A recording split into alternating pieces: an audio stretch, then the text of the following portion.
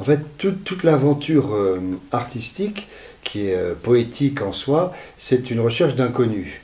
C'est la frontière entre ce que l'on sait et que l'on a éventuellement même mécanisé, appris, mémorisé, va naître l'espace d'un inconnu qui fait qu'à chaque moment de la répétition, puisque chaque répétition en soi ne peut être le même du fait que l'œil ou l'oreille qui écoute n'est pas dans la même situation, n'est pas dans le même état, ça pose évidemment le postulat de celui qui reçoit. C'est-à-dire que la question du théâtre, ce n'est pas des gens qui font quelque chose, mais des gens qui symbolisent avec d'autres quelque chose, où la partie est achevée par celui qui est en train de la construire en même temps que le comédien, qui est le serviteur de l'auteur, raconte l'histoire. Donc ça sous-entend toujours la présence de l'autre. Elle est assez fondamentale chez Diderot. Parce que la question de la sensibilité, c'est pas la sensibilité totalement investie par l'acteur qui pourrait être débordé par son sentiment, mais ce qu'il provoque de sensibilité chez celui qui reçoit l'histoire.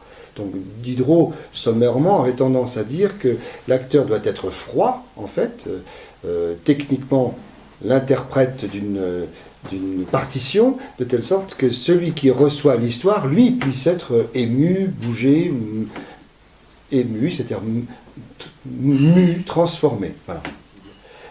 Au moment où Diderot écrit, c'est tout à fait la question du classicisme français qui est en jeu, c'est-à-dire qu'on est passé par une langue française, notamment par l'alexandrin, qui est très important à ce moment-là. Et donc, restituer précisément la métrique d'un vers, c'est-à-dire son nombre, en n'enlevant rien. Il faut réapprendre à lire, je dirais techniquement, oui, c'est-à-dire avec une plus grande précision technique, et c'est de cela que va naître la liberté et l'éclosion. Je parlais d'anamnèse, c'est-à-dire à ce moment-là, ça fait, je ne sais pas quel mot on peut dire, ça fait tilt, ça fait, c'est né, l'image est venue. L'image est venue parfois par une simplicité de l'archet posé sur la corde, par exemple. C'est une note tenue, voilà, c'est un ensemble qui va ensemble. Un groupe sujet qui est long, par exemple, la servante au grand cœur, ce n'est pas seulement la servante au grand cœur, la servante au grand cœur dont vous étiez jalouse. Ce n'est pas tout. La servante au grand cœur dont vous étiez jalouse et qui dort. La servante au grand cœur dont vous étiez jalouse et qui dort son sommeil.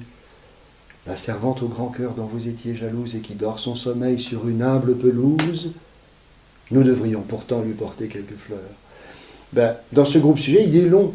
Voilà. Et l'archet s'est posé sur la et pendant 2 vers, donc il y a eu 2 fois 12 syllabes, et qui font un ensemble. Donc ça n'est qu'à ce moment, quand on a décrit que cette servante au grand cœur dont on était jaloux et qui dort son sommeil sous une humble pelouse, elle est donc morte. L'image, on ne l'a qu'à la fin de la pensée. Sinon, on se perd totalement. Et l'interprétation, justement, c'est de repérer cet ensemble, et non pas la servante au grand cœur, la servante au grand cœur dont vous étiez, la servante au grand cœur dont vous étiez jalouse, et qui dort son sommeil. Et la langue française, elle n'est pas faite, elle n'a pas d'accent tonique, déjà, et elle n'a pas de déclinaison, contrairement à beaucoup de langues. Mais c'est un ensemble de syntagmes qui sont indestructibles. Et ça, il faut le comprendre musicalement et techniquement. Je ne sais pas si je suis bien clair, mais c'est difficile à imaginer. C'est-à-dire que quand je dis que l'oreille achève quelque chose, ça n'est que parce que l'interprète a pu rendre compte de l'objet dans son nombre, l'avoir déchiffré en tant que tel, ou de l'avoir interprété tel qu'il est, hein, ces 2 vers qui vont ensemble, la servante au grand cœur dont vous étiez jalouse et qui dort son sommeil sous une humble pelouse, nous devrions pourtant lui porter quelques fleurs.